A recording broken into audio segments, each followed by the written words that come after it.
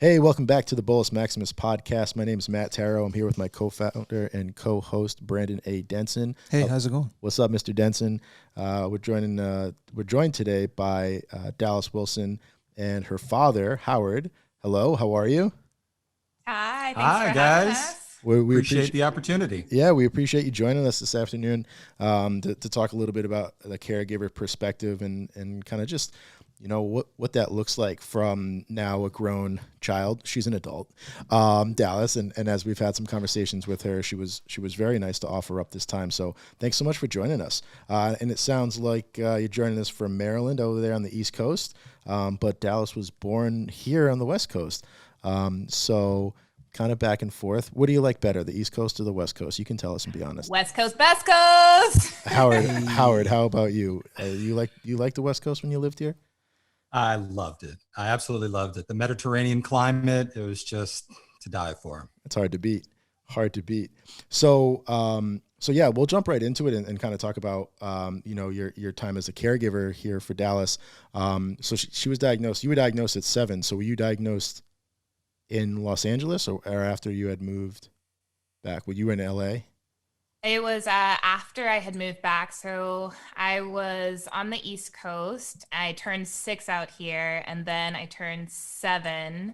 After I turned 7, I got a flu vaccine, got the flu, got diabetes. So that was kind of my situation. Yeah. Very interesting. Yeah. Well, we've heard a lot of patients having experiences where there was something else going on medically alongside of a diagnosis. So from the parents' perspective, Howard, how did that come? How did you understand, or was it because you were already going to the hospital with your daughter and they said something, or did somebody notice that something was going on? How did you figure out that she was living with this disease or would start living with this disease? So, and I hope you don't mind me talking about the detail, the nitty gritty. So Dalyce at 7 was wetting the bed on a more frequent basis than we as parents felt she should be. I mean, her brother wasn't doing that, and we couldn't understand what that was all about.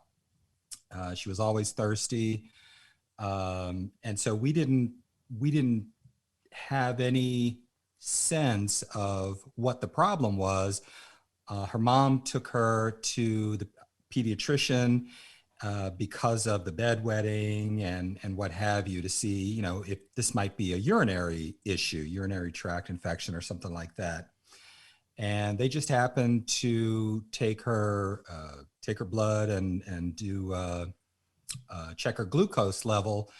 And they told my ex-wife to take her immediately to the hospital. She didn't even register on the meter. It was so high. I think it just said high. Yep.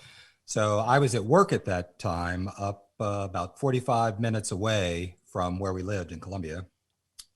And my wife called me and said, "Hey, I'm in the hospital. Dalyce has diabetes." I had heard the term, had no idea what it really meant. And so I'm at work and I was like, oh my God. And I told my boss, "Hey, I've got to leave. My daughter's in the hospital. Something's going on." And that 45-minute drive took me about 20 minutes. I mean, I was barreling down I-95. And I got to the hospital. Let's see, you went to St. Agnes in Baltimore.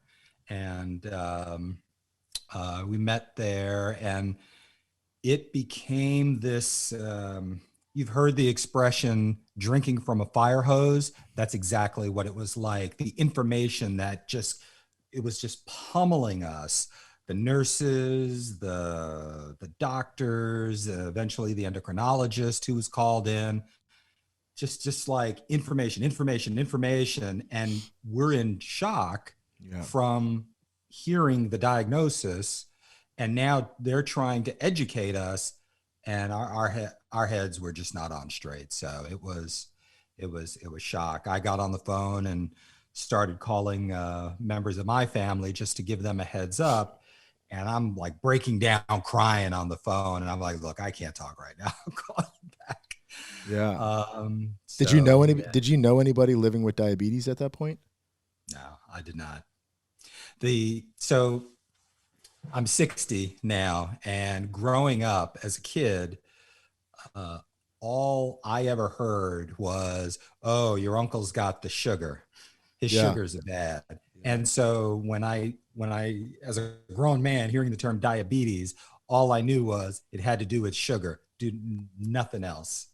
And so it was real education That's for a all of us. And that's I was in the hospital for like, 3 days, I think. was it 3? 3 or 4 days. In my head, I remember like a week. I Yeah, just remember okay. living in the hospital. You're right. It was about a week. It was a Yeah. week. Yeah. They didn't want to let her leave the hospital until they had given us enough education to be able to take her home and keep her safe. So really it wasn't about her. It was about, okay, support. You've got to get ramped up on this new thing that's now the rest of your life. the interesting thing is, even though they kind of blitz you with all this education, you can never be prepared. Like, far as Right. from a caregiver perspective, and then also from the person that lives with the diabetes, because from day to day, things change so frequently that literally you could be running low, and then 20 minutes later you could like literally be running high. So yeah, my hat goes off to you, Howard, for Thank one, getting up to the hospital in 20 minutes, but two, there's a lot that goes along with this disease. And this is a reason for this particular podcast, is because I don't think a lot of people understand from a caregiver's perspective how much goes into it, especially when you have a young child, because essentially your daughter has it, Dalyce has type 1 diabetes, but you're the one that has to kind of upkeep it and make sure she's fine. And you don't necessarily know how she's feeling only based off of her actions or reactions to things. So it can be very, very difficult. That's not I don't think that's talked about quite as much. What it was like to communicate with your young daughter at that point, how she was feeling, which is what all parents have to go through, 3, 4, 5-year-old children, and imagine the kids that are diagnosed when they can't speak, what it was like communicating with your young daughter about how she felt versus what you were seeing. Did you ever have conversations with her where you were like, no, thanks for educating, I didn't look at it like that? Or was it more so that that you were just observing, or were you hearing from your daughter, Dalyce, what it was that was going on with her? Was it more of an observation or a conversation? Yeah, it was probably more observation. In retrospect, it's good that you brought that up, because in retrospect, my wife and I were, once we started getting our minds and our hands around this thing, it was like, this is our thing to manage and control. And now now as an adult, I deal with Dalyce more on okay, tell me how you're feeling. Tell me, when you say low, what does that feel like? When you say high, what does that feel like? I don't think we were doing that as when she was 7. It was more of, okay, we're in charge of this. We're dealing with it. Prick her fingers, see what the number is. Okay, is she out of whack? Do we need to feed or give more insulin? So in hindsight, if I were to, like, say, for example, I have 2 grandchildren now. If one of them, God forbid, were to develop this, I would be more engaged with asking them, how do you feel right now, and things of that nature. But Yeah, that's an interesting way to put it. I think parents need to hear that from you. That's exactly what we were looking for. So it sounds like it was very cut and dry. You're managing it. We test at this time. We give this amount of insulin for this. This is what we do.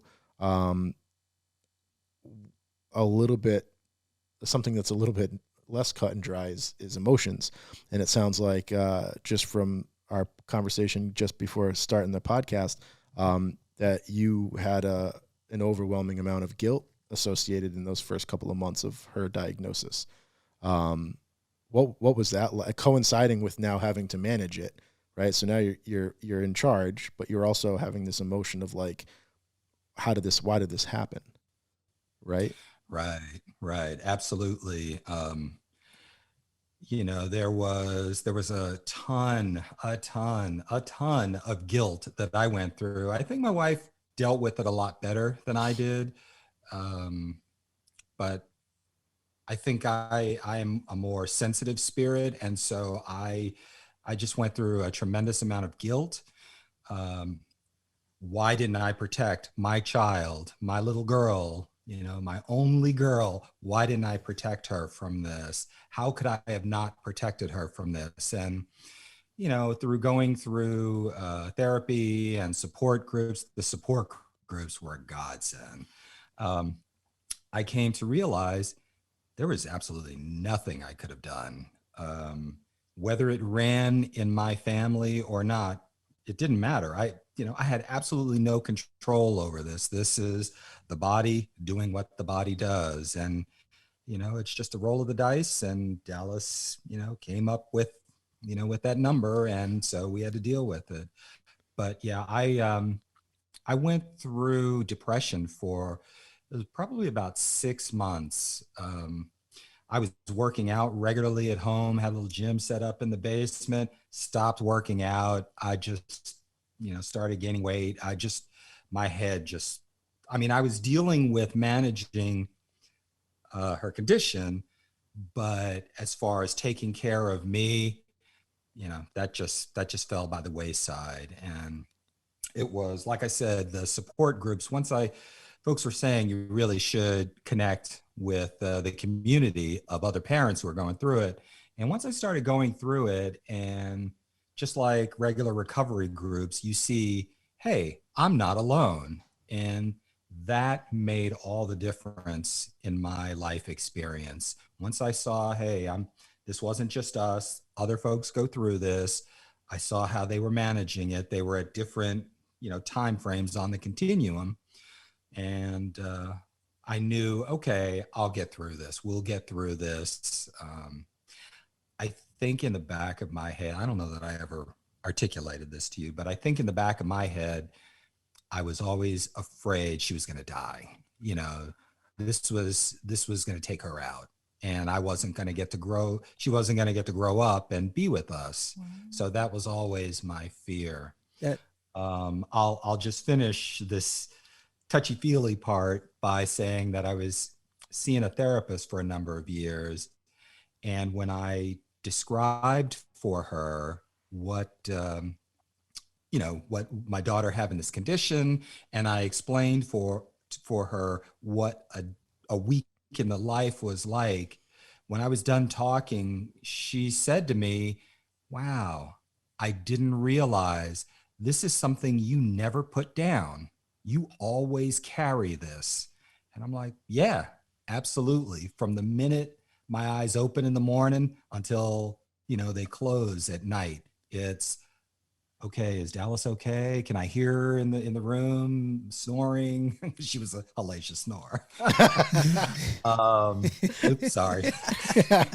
We getting all the good stuff from Howard today. Yeah. No, it's so interesting. That's why kids don't like having their parents around. I know. Well, and I would present this to Dalyce and say, how does it make you feel hearing that? Right? I mean, I don't know if you've ever heard that from your father before. Like, how does that make you feel? Well, thank you for telling me that. Yeah, it's hard to carry that heaviness of worry for someone. I've never been a parent, and so I can only imagine, like, I know I worry for myself and I know I worry for other family members, but it's like a next level when it's like life or death like that. And it's like over the years, as I've gotten older and lived abroad, and there's been some things that my parents haven't seen or experienced with me, like, I know that this can be life or death. And so, like, it's hard to hear, because you don't want anyone to worry about you that way. But I know that it's coming from like love. Just that day that I was diagnosed, like, we were diagnosed as like a family. Yeah. So, like, that's a perfect way to put it. We collectively, the four of us, and even our extended family, grandmothers, grandfathers. I mean, it was It was a community diagnosis. That was perfect way to put that. So I have a few things because I was just soaking up a lot of stuff. So Howard, I know you mentioned, you feeling that guilt. That's something that my mother had dealt with, and it's something that I hear common with a lot of parents because we look at it. I don't have children, but people that do that I know, like their children are their everything. So when they're not able to pick up on certain things, something like diabetes, which is like it's no easy way to understand it. So many different symptoms, at different ages and different stages. So I understand far as the guilt, but I'm glad you were able to find that support group where you were able to talk to other individuals because it's always like that, right? Whether it's AA or whether it's something chronic illness, having others around you to talk about and associate those things that you're currently going through with those raw emotions, it just takes so much stress off of you, like talking to a therapist or whatever it is that you do to kind of vent or let those things out or talk about them or, just to open up, it can make things go a lot better than what maybe they currently were or at that current time.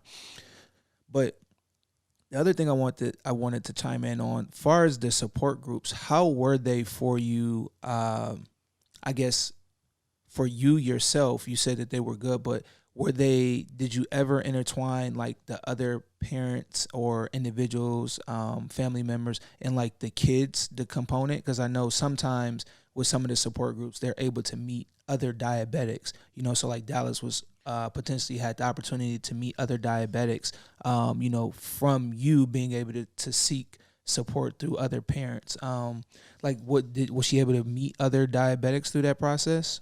Or I don't remember. So yeah, please. So I remember going to a couple of these like support groups for like parents and families and individuals living with diabetes. And I remember maybe they were at like Barnes and Noble. They were at like a bookstore or something. Right. And like, yeah, like my mom and I came and like everyone's like sitting in a circle. And to be honest, I personally didn't want to be there. I was very just kind of happy not being there. And I remember seeing other people's kids around, but because it was kind of like we were in a bookstore and it was adults really kind of like taking the reign, I remember not actually engaging with any of the other people who had diabetes. Like I was just like sitting next to my mom, just like being quiet, like little kid, like, and so for me, it wasn't helpful for me at that time. As I got older, my support was diabetes camp. And that's when I met other people living with diabetes, became really good friends with them, and had that experience of like out of the camp setting, going to their houses, going to their birthday parties, going to their homecomings and stuff like that. Like that was cool for me. I can't really talk much. I got to stop you because I always do this. What camp was it? I have to know that. We got to give a shout out. My camp was Lions Camp Merrick in Nanjemoy, Maryland. Woo-hoo, Lions Camp Merrick. I think they're still open. I'm not sure what the situation with COVID is, but I used to work there for 3 years as well. Over the summers. It was a great experience. Yeah. Okay. And now I told you I was kind of loaded. I was sitting back, observing, catching everything. Howard, you mentioned something in regards to the grandmother receiving the news far as Dalyce having type 1 diabetes. How was that received? The family members? Yeah. I mean, everybody was supportive. Were they supportive? Like, did they ask questions and check in on you? And like, I seem to recall they did.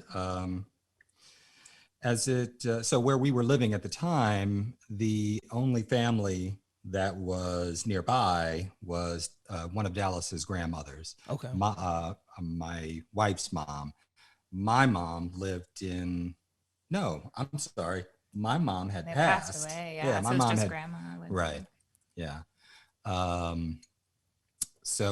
Folks were supportive as much as they could be, and we were honestly just in our own bubble. It was like, okay, got to deal with this, got to deal with carb. Initially, we were doing carb counting, which, oh God, get you on a pump right out the gate. Yeah, let's go. Let's do it. Screw that carb counting. That's, man. And I'm good with numbers too. Yeah. But that just like, it was just too subjective for me. Whereas the pump made things, when we moved to Dallas to the pump, that was like a game changer for all of us. For all of us, it really was. So I was so blessed and grateful when insurance approved us for it. We got it. We had to kick out a bunch of money in order as a co-payment and whatnot, but it was well worth it. Definitely. Probably kind of gearing away from those shots and having to give her shots as a young child. And, I mean, and me and Matt always go back and forth about this. At the end of the day, it's just, as far as the method of, for your treatment, whether it's shots, whether it's insulin pumps, I think one thing that we stand on is like having a CGM, and I'm not sure if you probably had that much experience with Dalyce with the CGM aspect of things, but like, that's one thing we're really big on. We think when you leave the hospital, if you want an insulin pump, you should be able to get one. But the CGM, that without a doubt, there should be no ifs, ands, or buts or questions about you leaving that hospital with the CGM, because it is a tremendous help, not just for the individual living with diabetes, but the caregiver as well. Yeah. Amen on that. Yeah. Amen on that. I didn't come into the CGM fold until, with the Medtronic. Remember, I tried it and I hated it. They had like that the soft sensor. Right. I tried. I didn't last very long. This was before you went to college, right? Yeah. So it's like it didn't. Dalyce was an athlete in high school, from track to wrestling, lacrosse, soccer, swimming. I mean, you name it. And so keeping a sight in was just very difficult. But once you were less active, it seems like the CGM kind of became. I remember when you went over to Ireland, things were better with those. The problem is they're just so damn expensive. Yeah. That's a really good point, though, Howard, you brought up, because there's these two sides of the spectrum, right? One is that from a caregiver's perspective, the parent wants to make it not just easy for them as a caregiver, but also easy for the patient, the child, to live with diabetes. So putting a medical device on them is like, let's do that, right? That's going to make things easier, even if it costs a little bit of money. The other side of that is making sure that the child still lives the life that a child should live. You want to play sports, you want to get in the water, you want to do all these things. Like, you don't want to remove that element of fun and exercise activity from the child's life. You want them to remain doing those things, which I think a lot of parents maybe have trouble with, because it's like, what happens now, right? The kid has diabetes. What do we do now? Matt, I'm glad you mentioned that, because that became like an operating philosophy for me. My wife wasn't quite on board with it, but in my mind, I kept advocating, saying that, when Dalyce said, oh, I want to do this, I want to go here, I want to play on this thing or do this sleepover, in my mind, I'm like, okay, she's living with this thing that, as I understood it, was going to be the rest of her life. So I wanted her to have as normal experience as possible. So if Dalyce wanted to go on a trip or something like that, I wanted her to have that experience. I was deathly afraid, because like I said, she was in our bubble. And so we were the caregivers. And so if there was a class trip or something like that, it's like, okay, she's going to leave our bubble. I mean, there were times when, I forget what grade this was, but you went on this bus trip to New York was it to see it was a Broadway show. The Wizard of Oz or something, whatever it was. She wanted to go, and we're like, okay. And the school was like hemming and hawing, saying, well, we can't have a nurse go on that trip. So if she's going to go, you guys are going to have to go too. And so we were like, all right. So They followed. school bus up 95, parents up 95 right behind her. And Wow.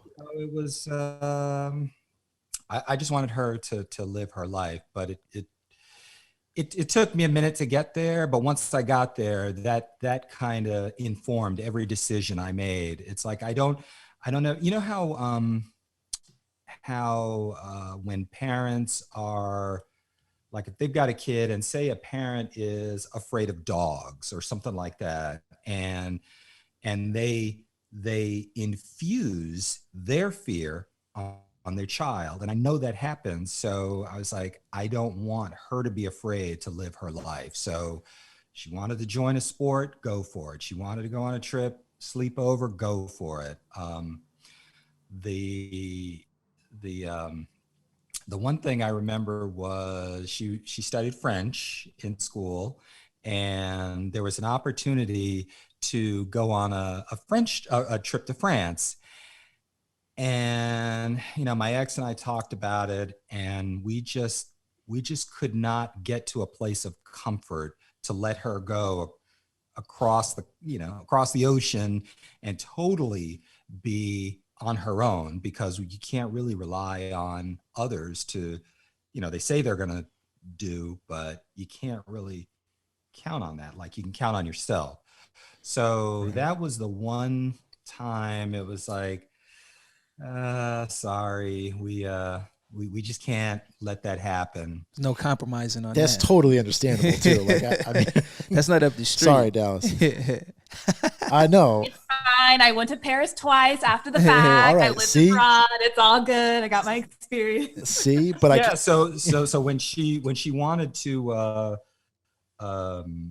live abroad, do a semester abroad in Belfast, Northern Ireland, you know, I told her, I was like, look, I don't have any problem with you doing it. I'll be scared, of course, but I need you to take the initiative, make this happen. If you make it happen, we'll sign off on it. And she did. And so we did. And so she, you know, we were afraid, but Look, at some point, I'm gonna tell you like this, Howard. You're an awesome dad. That's all I can say. You know because you know a lot of parents, they're so worried. Yeah, minus the trip. Okay, minus the trip across the globe. But you know, I think a lot of parents are scared, which they should be, to let their child go into uncharted territory, especially when they're the ones that are helping manage this disease, this thing we call diabetes. But I like early on, you were like, I want her to be a normal child, whatever air quotes, because normal, everybody has their own definition of normal. But you wanted her to still be able to do those things that other kids were doing, whether it was sports, whether it was traveling, you know, those type of things. And I'm glad that you actually said that, because now for anybody that's listening, they have to understand that you can keep them in a bubble, but eventually they're going to pop the bubble and they have to go outside of it. So you might as well get familiar with it at an earlier age. So then that way, you know, as they get older, they mature more, they understand the disease, they can take care of it. But if you keep them away from things, now it's going to be that parent's going to have to answer to that why later. Well, why wasn't I able to do this and do that? Because living with diabetes, we can do whatever we want. We live with it. It doesn't define who we are or what we're capable of doing. Shout out. Yeah, that's chasing the bus up excellent 95. point. And can I pick up on something you said, the M word, mature? I feel that Dalyce matured a lot faster as a result of having to deal with this condition. And so because she wasn't fighting us, she was taking it seriously, she was doing all of the right things to stay alive and you know, be a good person and whatnot. That helped us hand over, you know, relinquish more and more control as time went on. It's like, okay, she knows to check her numbers, she is doing all of the right things. And so that helped us hand, you know, from us, okay, time for you to take your shot, time for you to do this, to, okay, let's start letting you be in the driver's seat now, and we'll be in the passenger seat, ready to, grab the wheel if we have to. But Maybe. yeah. I was thinking, hearing you say that, I was like, maybe it's revisionist history, but I Uh-oh. do remember actually coming to you and Mom and being like, I want to give myself the shots now. I want to be writing the numbers in. Like, I want to, because I felt like it was maybe a couple of weeks out of the hospital that y'all were helping give the shots and helping with all that stuff. And then, I'm a fire sign. It showed when I was a younger kid. I was like, I don't want to be told what to do. I want full autonomy. So I do remember there being a point early on in, like, after the diagnosis, being like, I will do this. And kind of taking that on, and even going to prescriptions. I remember you were kind of like my prescription guy, like on that, like kind of calling, doing the refills and all that stuff. And I forgot when it was when we were in Colombia. I remember just being like, I haven't done this yet, and I don't know how to do this. So I was like, I want to take on the prescriptions. And then shortly after that, I went away to university, and I'm glad I did that, because like y'all wouldn't have been, like I couldn't depend on you guys to be there in Pittsburgh with me doing all that stuff. So just kind of, because we talked about it a little bit earlier, I guess, like just advice on living with diabetes and the caretakers and stuff like that. I think even throwing that out there, like, would you like to have more like of the response? Would you prefer to do this instead of kind of checking in to see how the caring relationship goes as well? It's good to hear. I'll file it away. Yeah. Right. It's like giving, from a caretaker's perspective, giving up, like you said, relinquishing some of that responsibility versus the patient and the child saying, give it, I want it. I want to do it. It's like, where's the push and pull? We actually spoke, another woman we spoke with, Alexis Newman, when she came back from diabetes camp, she started taking shots. She started taking her own shots. Yeah. Right. And she was diagnosed very young, just like Dalyce. So something to be said about strong women doing that, I guess, that the men are like, keep giving me shots until I'm older.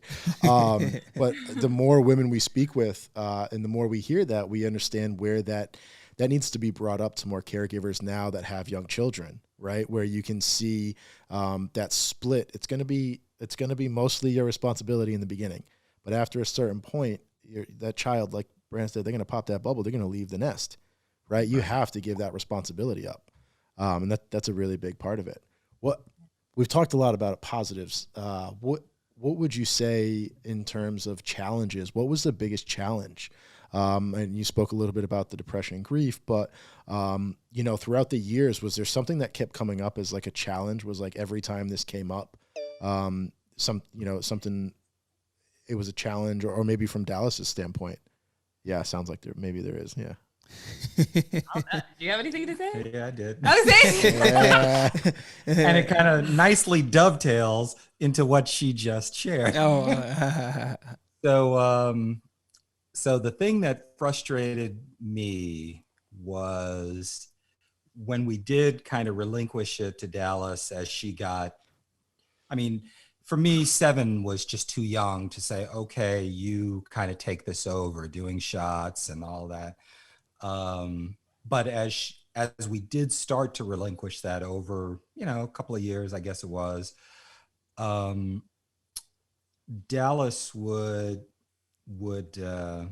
it would just always happen. We'd be on a drive somewhere, going on a trip, and she'd be like in the back seat, "Oh, I'm out of strips." And I just oh man, drove me effing crazy. I stopped counting how many times that happened on trips. And so, and that's hysterical. There was that. We typically dealt with ordering the insulin, so we typically didn't run out of that. But yeah, man, those strips, I actually thought you were going to say she said that she forgot the insulin. So I can take the strips. I can I can take the strips. But I mean, before the world of CGMs, Yeah, true. You know, that's like you were operating off of that number. So you need it. If you didn't know what the number was and you felt okay, right, and you might be 300 and be like, no, I'm fine, I'm good. Yeah, that's way to go, Dalyce. I forgot about that. But that's really interesting. Revisionist history, huh? Yeah. See, right? Put it back. I guess we on. all have a little of that. Nah, 2 points for Howard. I would say though that's really interesting because that's something that's kind of like middle ground, because you want the child or the patient to be upfront and honest and be like, hey, you know what? I'm actually running out of this. Whereas most of the responsibility already being on the caretaker's side, it's like, oh, how did you not know that? And then it comes up and you're in the back seat like, I'm out of these. Luckily, hopefully, it's the type of thing that most people can get at a drugstore over the counter, but you want insurance to pay for them, right? So that's the big, for 50 test strips, it's like $50. Yeah, back in the day, man, the test strips were a lot. Like they're super cheap now, but then I mean they're not cheap, but like back then they were a lot. Yeah. That's all right. Yeah, we go on a trip and it's like, okay, you get there and to the pharmacy, like you said, and you get it over the counter. But I remember plopping down over $100, you know, for strips. And here we are going on a trip. Okay, let's just take away money that we had. Yeah. Way to go, Dalyce. That's funny. I went on a trip to New York once and I forgot needles. So I walked into my coach's room at like 10:30 before everyone was going to bed. And I was like, hey, coach, we need to go to the pharmacy. I forgot my needles. Like, I'd never seen an adult male get so mad that, you know, because like, I mean, he was kicked back in his box. He was in his bed. He was laying down already. I was like, coach, we got to go get needles like right now. But that's the type of thing where like it until it really happens to you and you're in that situation, it's only a thought. And then once it happens, it's like panic. And that's to your point, Howard, about a child or a young adult going away, going overseas. It's a situation until it really happens, and then it's in panic mode where it's like, oh my God, I need to do this right now. So I have a vignette if you want to hear it about panic mode. Please. And, you know, you don't know it until it happens. So, you know, obviously, I don't know if your audience knows about treating severe lows where the person is kind of unconscious, so you can't really put something in their mouth to consume, otherwise they'll choke. So they have this product, glucagon, that you administer by shot to, to release the glycogen from your liver or something like that to bring you back. So there was one day, Dalyce was an adult at this point. We were still in Colombia. I just happened to take the day off because I had been working this long stretch of days, and my boss was like, don't come into work tomorrow, just take off. And so Dalyce and I were home alone watching TV. She's lying down on the floor, and I noticed that I heard her like making some noises, and I'm like, Dalyce, what are you doing? I'm thinking she's just being silly. And next thing I know, she like seizes and her like foot hits the drywall and breaks the drywall. And I'm like, what the hell is going on? And then it like, okay, now I'm paying attention. And I realize, oh my God, she's low. And so like I go to her and like her eyes are rolled back and whatnot. And I'm like, okay, I know what to do. I went and I got the glucagon and, you know, and I panicked. I took the needle out, put it in the bottle, I took the needle out, went to put it in the bottle, didn't take the plastic cap off, and the needle went boing. Oh. And I'm like trying to straighten. I'm like, no, this isn't gonna work. And at that point, I knew that my control of this was gone. And so I just picked up the phone and I'm like, okay, got to call 911. And I called 911 and I'm on the phone with them. And I'm like, okay, my daughter's having a seizure. She's diabetic. She must be really low because she's flopping around on the floor. I've got glucagon, but I can't administer it. And they're like, okay, we've got folks coming. They're like, just stay on the line and, stay with her so she doesn't hurt herself. Keep her on her side, all of this stuff. The woman was wonderful. And I think she even said, you might want to go unlock your door. And I was like, yeah, I'm going to go unlock the door and just kind of leave it open, and so that they can come in. And so like, I just got on the floor and I was just like holding her, and she was like all clammy and whatnot. And she wasn't conscious, but I just felt like I needed to reassure her. So I'm like, okay, Dalyce, I'm here. I've got you. You're not going anywhere. This will be okay. I've got you. And eyes rolling, like I said, in the back of her head. When the paramedics came, I hollered, I was like, yeah, come on up here. And they came up. And so I'm telling them what happened. And they're like, okay, we've got it. And as soon as like I stood up and walked away, I just lost my shit. Sorry. I lost my stuff, man. Yeah. I started bawling, and I just, I guess it was the adrenaline coming down from the adrenaline, but I lost it. I had called my ex while I was waiting for the paramedics to come. She came home. And so, we're both just kind of watching them do their thing. And as soon as I heard Dalyce say, "What's going on?" I knew everything was right. Everything was good. She's back. So you don't remember that, Dalyce? I do. That's after I rode my bike from Pittsburgh. Oh, is that Maryland. when that was? Yeah. Okay. Yeah. I just decided to ride my bicycle home and went very low afterwards, and had that seizure. And I do remember just being like wet, cold, clammy, waking up to paramedics over me. And this is not the first time that's happened. So it's just it's horrifying every time it happens. But when it happens, you're just like, okay, this was a low, you kind of get recentered into self or whatever. But it was hard because then I also came to, and my parents were upset, and you're just like, oh, bless, I'm so sorry, and it doesn't feel nice to have, to bring fear and worry into people like that, So then it's even as the patient or the person living with diabetes, you have the guilt of that as well, Yeah. Yeah, Howard, I think you hit it on the head. No matter how prepared, any circumstance or situation, you can be as prepared as anybody. But when those real time, we call them, when I used to play football, game time situations, we call it when the bullets get to flying on the field, because it's way different than practice. We can prep, we know where everything is, we know where the glucagon is.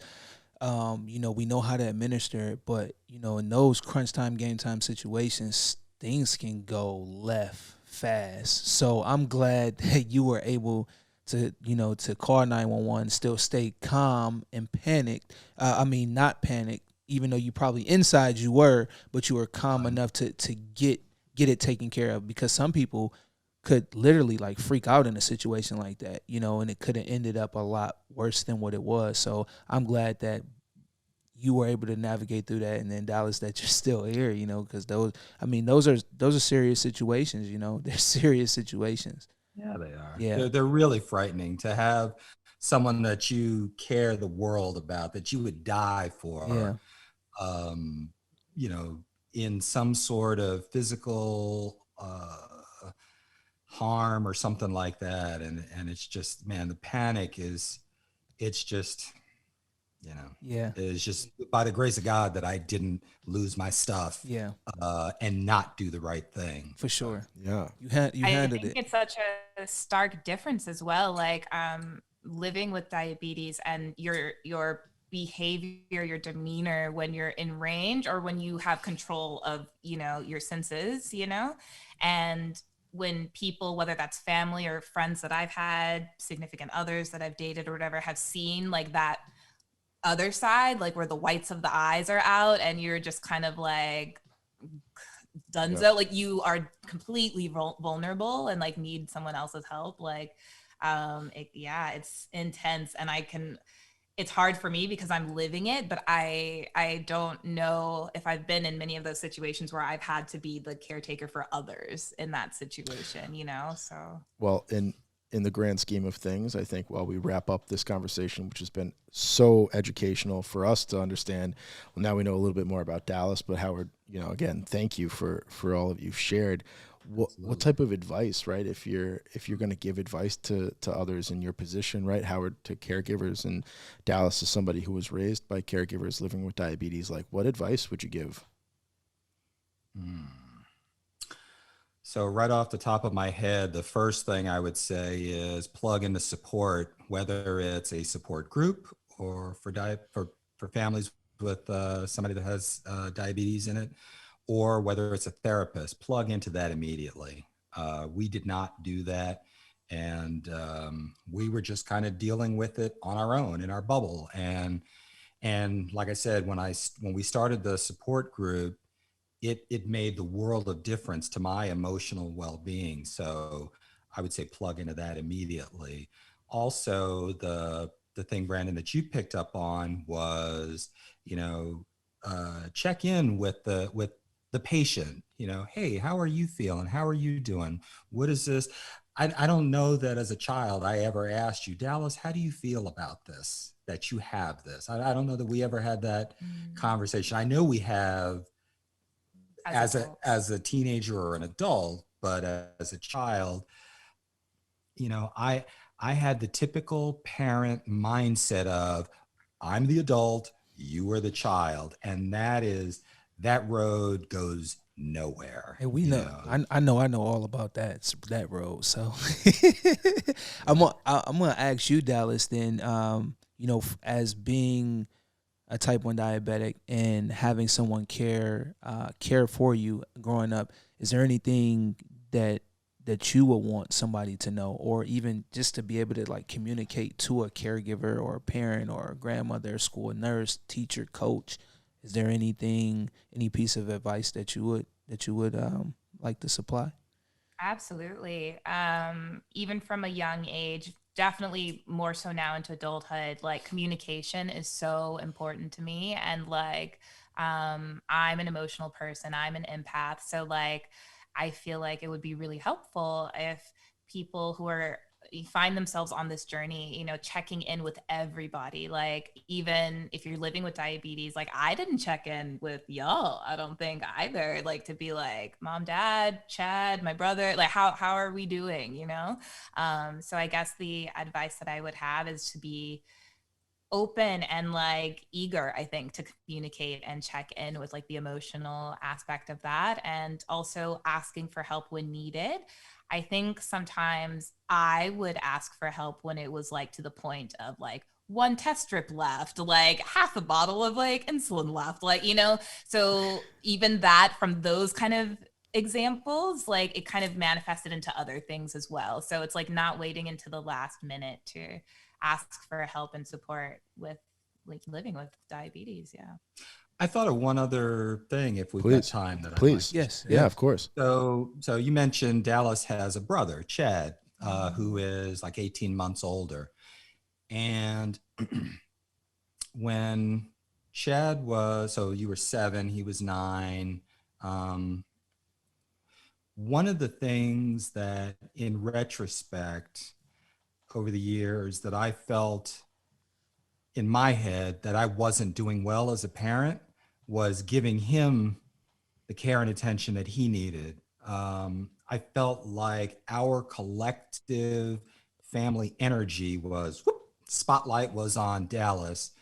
And so I've had conversations with my son, since probably his probably more when he was in his 20s, and I just opened up and shared with him that, Chad, I feel like